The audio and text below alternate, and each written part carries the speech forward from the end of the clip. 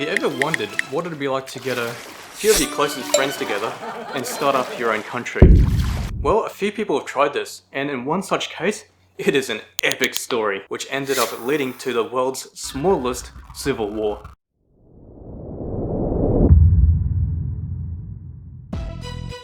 So, this story began all the way back in 1943, and the Poms were getting a little bit sick of German aircraft laying sea mines out for the naval fleet to hit. So, they constructed a sea fort known as Her Majesty's Fort Ruffs, which would basically be there to repel German aircraft with anti-aircraft artillery. Anyway, the war ended and this fort was basically forgotten about until 1967. And then a guy by the name of Roy Bates decided that he would start up a radio broadcasting station from there. And the reason that he wanted this station here in particular was because it's based in international waters and then therefore not be subject to the UK's very strict radio censorship laws. But upon starting this project, this whole radio station idea was basically scrapped because it was just too much effort, and they just decided to start up their own micronation instead. And this micronation being the Principality of Sealand.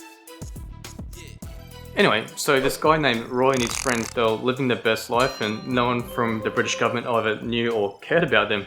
Well, this was until 1967, when Roy decided to shoot at some British workers who happened to be out there repairing navigational buoys in the area. And because he did this, Roy was then summoned to the Court of England on firearms charges. But the court deemed that because this incident happened outside of Britain's jurisdiction in international waters, that the Court of England could not prosecute Roy for this.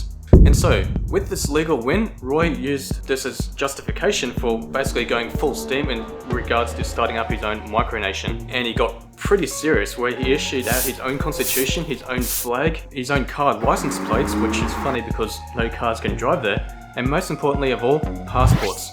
So passports will come back into the story later on, so just hold that thought. And so with the Principality of Sealand now being an official nation, Roy and some of his closest friends could basically just live the good life for quite a long time. Well, this was until 1978.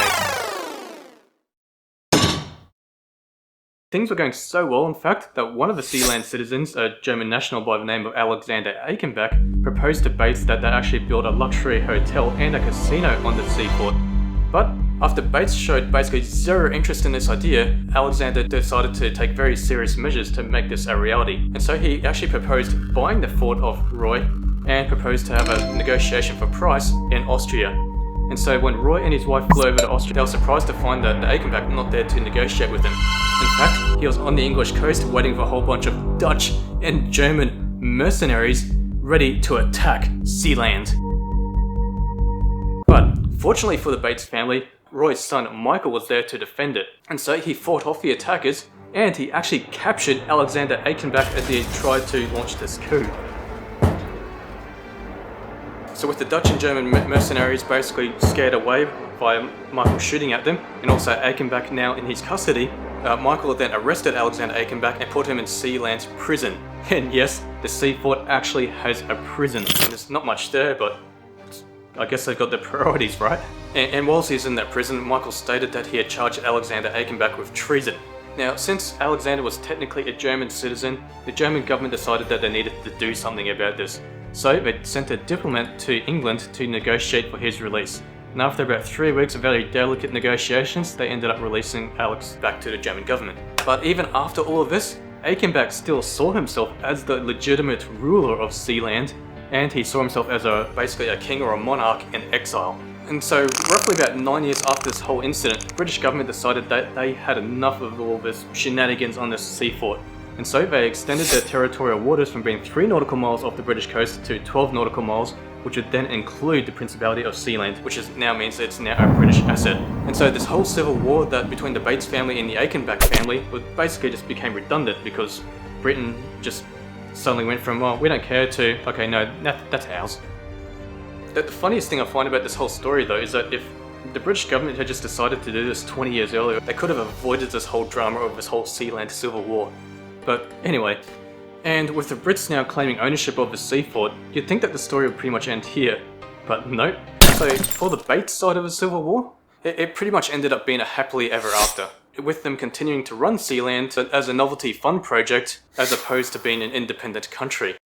But for the Achenbach side of the Civil War, it did not change anything, and he was not done his crusade to take Sealand back, even though he would have to go up against the entire British government now rather than just one family. So Alexander got in touch with some less than morally upright citizens of Spain, in Madrid specifically, and as he considered himself a legitimate ruler of Sealand in exile, he started issuing out Sealand passports and license plates for vehicles. And it's funny when you think about him doing this because he is both the illegitimate ruler of an illegitimate country. So I guess in his case, two wrongs made a right. Anyway, they sold thousands of Sealand passports and number plates which equated to millions of dollars. But these passport sales were actually used as a small part of both Russian and Iraqi drug trafficking and money laundering operations. So when British authorities pointed this out to the Bates family who actually were on Sealand, they immediately ceased issuing out passports and then nullified all existing passports, basically just to put an end to Achenbach's operation. And so with that being done now and of all the revenues being cut, this actually properly put an end to the world's smallest civil war, the civil war for the Principality of Sealand. And so other things of note that happened on Sealand after the Civil War was a big fire in 2006. Furthermore to this, Sealand needed to find alternate sources of revenue, and so they really specialised in selling memorabilia, so Sealand stamps, Sealand currency, which is basically just collector coins, and just general souvenirs.